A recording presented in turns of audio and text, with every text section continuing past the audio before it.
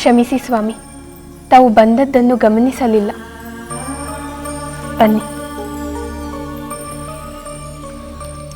ಸೀತೆ, ನಾನು ಬಂದರೂ ಗಮನಿಸದೇ ಇರುವಷ್ಟು ಯಾವ ಆಲೋಚನೆಯಲ್ಲಿ ಮುಳುಗಿದ್ದೆ? ದಾಂಪತ್ಯ ಅನುಕೂಲಕರವಾಗಿ ಇಲ್ಲದಿದ್ದರೆ ಎಂಥ ಕೆಟ್ಟ ಪರಿಣಾಮಗಳಾಗಬಹುದು ಎಂದು ಯೋಚಿಸುತ್ತಿದ್ದೇನೆ. ಯಾರ್ದೋ ವಿಷಯ ನಿನ್ನ ಮನಸ್ಸಿನಲ್ಲಿ ಇದ್ದಂತೆ ಕಾಣುತ್ತಿದೆ. ಅಶ್ವಪತಿ ಮಹಾರಾಜರ ವಿಷಯ. ಸ್ವಾಮಿ, ನಾನು ನಿಮಗೆ ಕೊಟ್ಟ ಸಮಯಾವಕಾಶ ಮುಗಿಯಿತು. ನಿಮ್ಮ ನಗುವಿಗೆ ಕಾರಣವೇನೆಂದು ಹೇಳುತ್ತೀರೋ ಅಥವಾ ನಾನು ಸಾಯಲೋ? ನೀನು ಏನೇ ಮಾಡಿದರೂ ನಾನು ಕಾರಣವನ್ನು ಹೇಳುವುದಿಲ್ಲ.